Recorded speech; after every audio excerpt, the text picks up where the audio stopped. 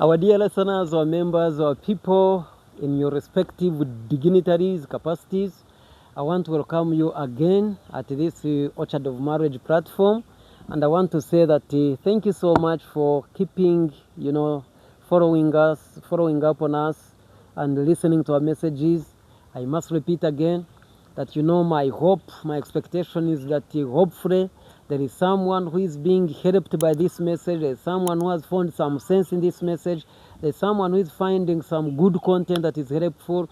There's someone who is saying, this one I'm going to forward it to my friend. This one I'm going to forward it to my brother, my sister. This one I'm going to forward to someone to listen to this message. Maybe it can be a solution to what they are going through. It can be a help to what they are going through. So this message that I'm going sharing to you, dear friends, is about who is the right person to marry. Yes. I have many people who are singles, who are not yet married, and they follow us up on this Orchard of Marriage a lot, and they always want to also have some attention. And I've had little attention to their inquiries, little attention to their needs. But now here we are, dear friends, to share about who is the right person to marry.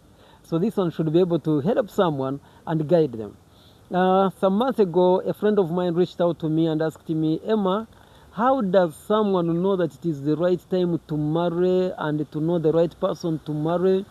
Does the person have to get a vision from God? Do they have to hear God telling them this is the right person to marry? Or what are they supposed to do? So a friend asked me that. I said, wow, this is a very good question. And maybe you are there having closely the same question. Who is the right person to marry? And I'll try as much as possible to talk to believers, to talk to those who believe in God, who have God as an authority in their lives. Because sometimes people who don't know God, friends, they have their own things. Their world is full of a variety of things which you can't tell what is this or the other. So dear friends, allow me to share about who is the right person to marry is the title of this message. And I want to start by saying, dear friends, it doesn't have to be a voice from God. It doesn't have to be a revelation from God. You just need to be a person who walks with God all the time. When you walk with God all the time, He will talk to you, He will speak to you, He will guide you. So the big thing you need to know is that, am I walking with God? Paul says that, we have the mind of Christ. When you are walking with God, then you have the mind of Christ. When you are walking with God, then you can discern the right way. When you're walking with God, He will give you, the direction, the way to go. He will speak to you all the time. So it doesn't have a spectacular message. A spectacular message coming to you. It doesn't have to be as specific as possible. Someone's prophets about you that you will marry so and so. No. So who is the right person to marry? I'll give you some key things that I believe in that you need to consider so much when you are choosing a person to marry. One, you need to choose faith. You need to know who is the authority in the life of this person. Who is the authority in the personal life of this person? There are some people who live their lives free runs. They don't care, they don't mind, they're just there. They are just there, they are themselves. They are the king of their lives. They are the bosses of their lives. They don't have an authority over their lives. And for us who have known God, we know that God is an authority over our lives. And many things we have not done because God is not a God of that. God is not, does not pattern with such. A lot of things that I do because that is what my God expects me to do. Who is the authority of this person? Who is the authority of this person? For example, let me tell you, I could not sleep with my girlfriend before marriage because I know God is an authority of my life. He reigns in me. He is in me, so I can't dare. I know it is sin. Maybe that I need to be specific as that. That, when you have an authority in your life, it matters a lot how you live your lives. Is it the authority of your life, maybe someone like Ngujwa Thiongo? Or is it some other novelist? Is it some other writer? Is it some other authority? Is your authority, is it Socrates? You know, people believe many things, and I want to challenge dear friends, be mindful of who is the authority over the life of the person you're going to marry. Are they surrendered to any authority, by the way, or they are not surrendered to any authority? So be mindful the authority they surrender to. It will determine a lot in your marriage relationship. The do's and the don'ts are normally determined by the authority we have in our lives. I know later a lot of things may change, but you need to start from the beginning when your mind is consciously clear of the authority in the life of this person. But also, dear friends, the purpose. What kind of purpose does this person have for marriage? To them, what is marriage? Okay, maybe I can be clear like that. To this person that you're going to marry, what is marriage to them? How do they define marriage? What is the purpose for marriage? No, you want to look for beauty, you want to look for handsome, you want to look for how are the teeth, what is the height, the American height, you want to know the 80, are they the 80, are they the 60, are they the 70, the 90, what figure is this person? I want to tell you, dear friends, that you need to be mindful a lot on what is the purpose for marriage according to this man, according to this woman you're going to marry. You need to have a common definition, a common perspective about marriage. What does marriage do in the life of these two people? You need to be mindful about this right from the beginning.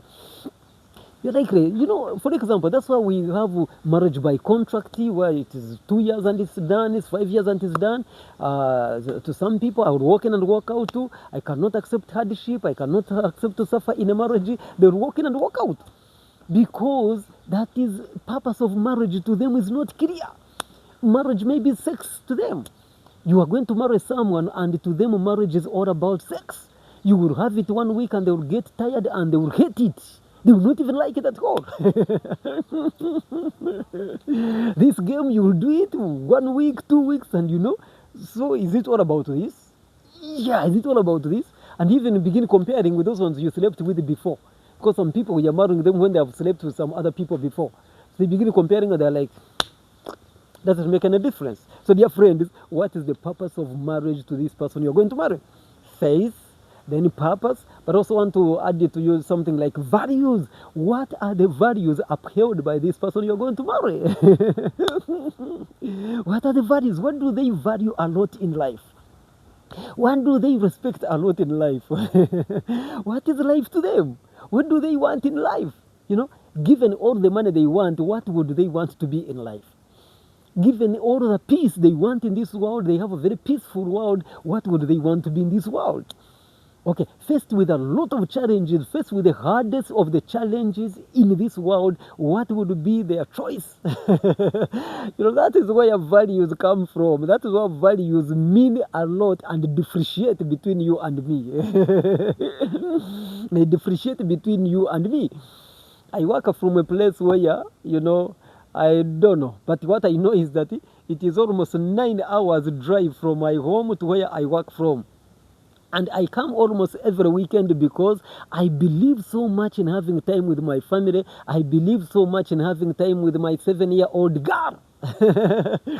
We have a 7-year-old daughter who is still at home. I know she needs me in her life and such a particular time like this. So I travel almost every weekend to make sure I have time with with our daughter. I have time with my wife. I have time with my family.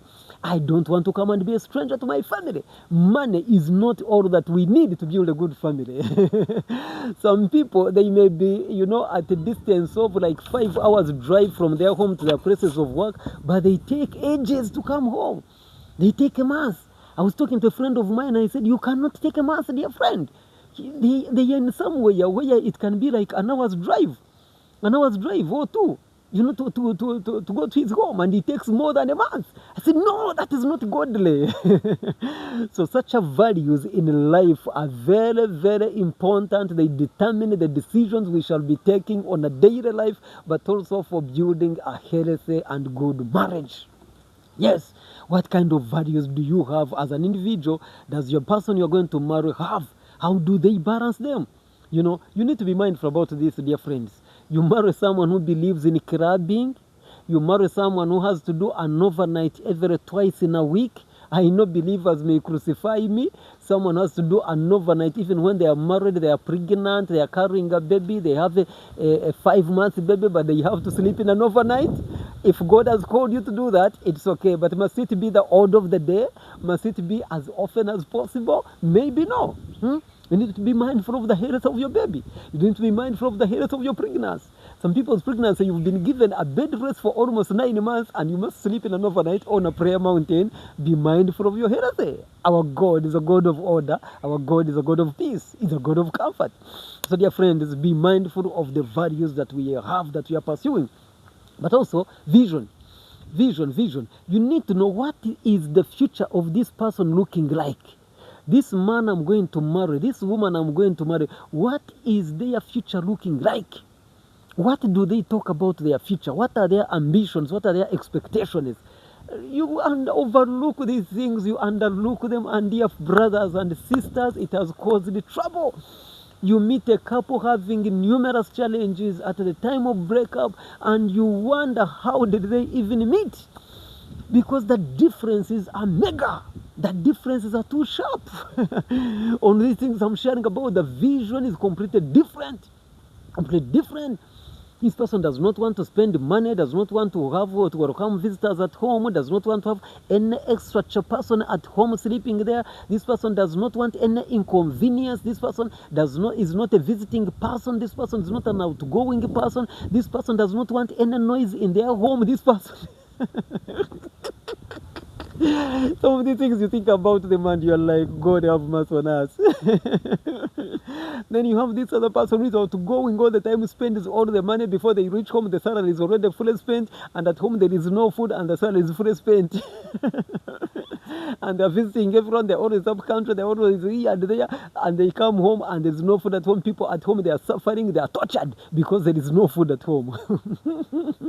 There's no food at home. So dear friends, I want to challenge you that we need to be mindful of the faith that person we are going to marry has, who is the solid of this person. We need to be mindful of the purpose. What is marriage according to this person? You need to be mindful of the values. You know, what values do they uphold in life? We need to be mindful of the vision. What is their future looking like? What is their future looking like? You know, you are marrying a person who is telling you immediately, anytime I will find the money, I will go out of this country. And you are a diehard of this country. What kind of marriage are you going to build? There are some people who are too tired of this country. Any chance, any opportunity, they will fly away and never come back here. And you're marrying them. For you, you are a traditional person of this country. Traditional Mugande, traditional Muchiga, a traditional Musoga. This is your home. This is your everything. You are okay. And this person is like, any single opportunity I will fly away. You know, when I was marrying my wife, I told her, because I had started preaching the gospel for earlier. So I told her that, you know, anytime God calls me to be a pastor, just know I'll go. Anytime God calls me to pastor, I'll be there. I'll go. He has not called me to be in what they call full-time pastoring and pastoring a church. But if any time God calls me, I'll go. I told her that as possible. Maybe a lot of things have changed around us now, but you know, that is it. You share about these things as early as possible. So yeah, you need to know about those, dear friends. You need to know what is the perspective of this person about God. You are a believer and you are marrying someone who is telling you the Bible was written by the White Sea. The Bible is also a book like any other. You know, it's just a good literature book. It is okay. I like it. I value it. But you know, this is a book which was written by many people across the world. Just a good literature book. And you're marrying this person and you're fire spitting, tongue speaking. You know, you are a Moroccan who is full of the Holy Spirit. But you're marrying this person who is always sleeping in the clubs. God have mercy on us. Always sleeping in the clubs, dear friends. You know, the purpose, we have finished that one. The habits, we have finished. You know, the values also determine the habits of this person. The habits of this person. You know, you marry a person who is already coming in a tiled house with a carpet, with shoes, and you expect this person will maybe change later. Will change later. This person, even before they marry, they don't lay the bed is open the whole day, and you are like, maybe this person will change later. Some of these things will not change, so you better pick them up from the beginning and know it is okay or it is not okay. You try to address them and you find out you address them, it is okay or it's not okay. You know, this person is already speaking a lot of ill about your family. Ill about your family, dear friends. So let's be mindful of this person that we are marrying. We should marry a friend. We should marry a friend. We should meet as friends and build this friendship to strength, dear friends. We should marry a friend. You know, when you are friends, things will go bad, but because you're friends, dear friends, you are able to pick it up and continue moving. You continue this journey because you are friends. You don't marry someone because me, I must marry Muganda, I must marry Muchiga, I must marry Muteso. Dear friend, we don't marry for those purposes. We marry because, you know, we have a lot that we share together with this person. Our differences, there is a way they build each other. We may be having differences, but there is a way the weaknesses and the strengths are marrying each other, and they bring up a wholesome family, a wholesome marriage. So that's why I'm challenging you, marry a friend.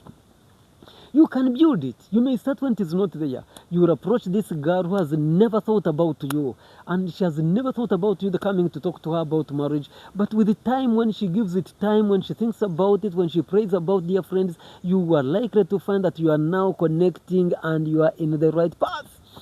You're the right path, dear friends. So I want to challenge you, dear friends. We need to marry friends. We need to marry as friends. We need to marry someone who fears this God that we also fear. We marry because we believe marriage is about serving God.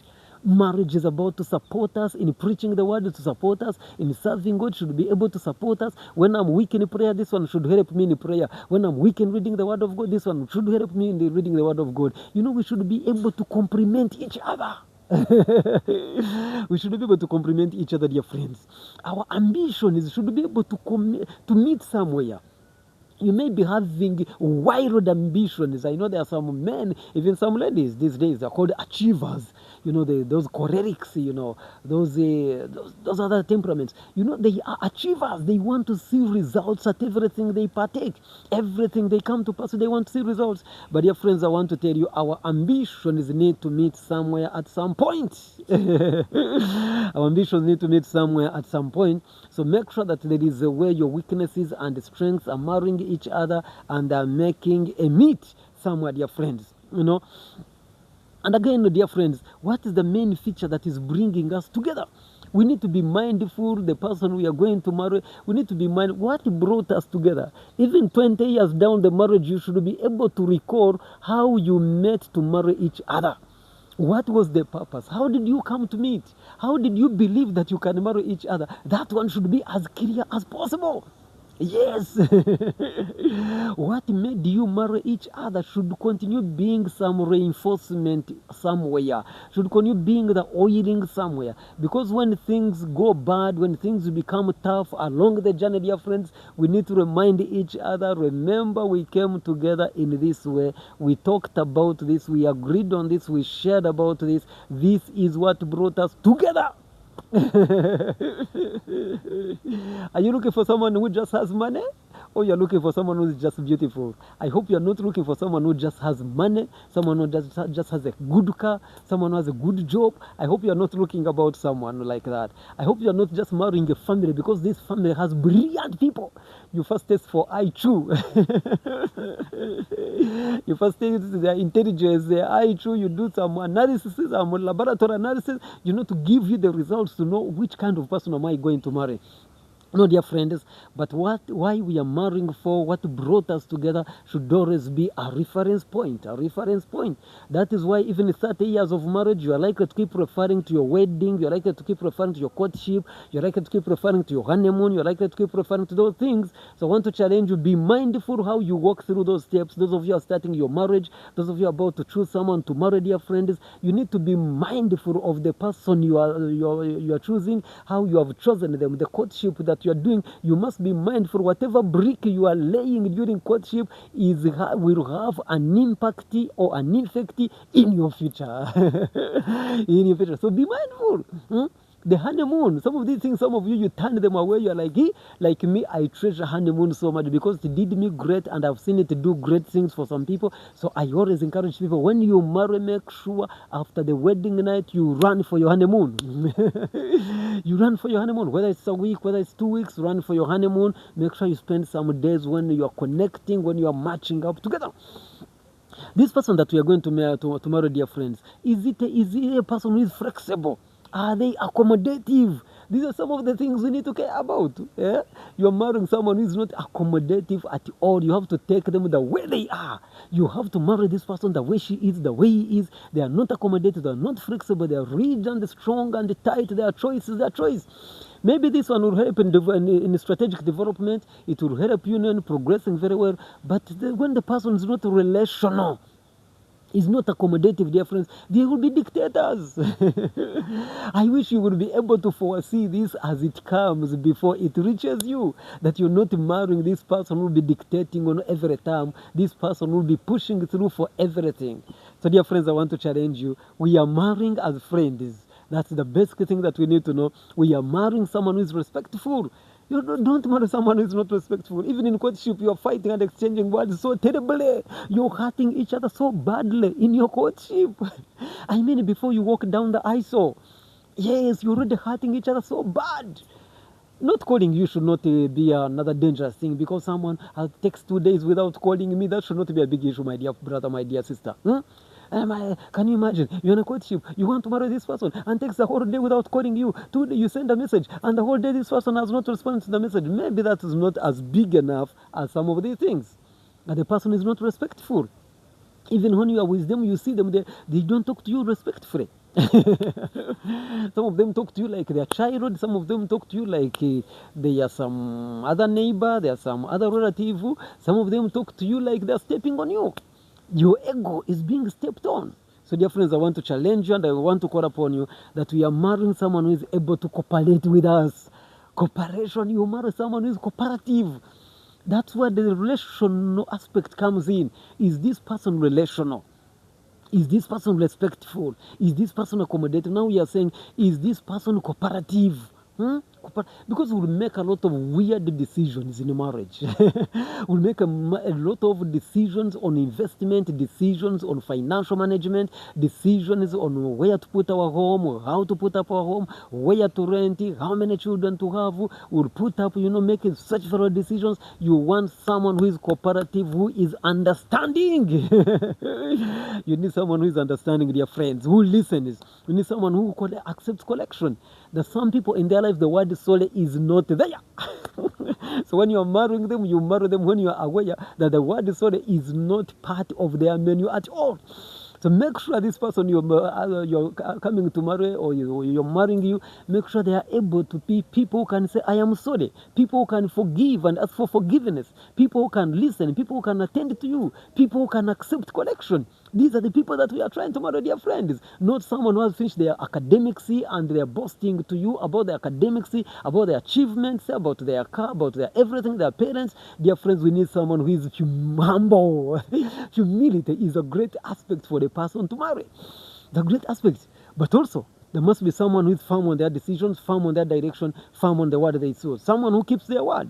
Marry someone because they are able to keep their word. Yes. Marry someone because they have a discipline in finance.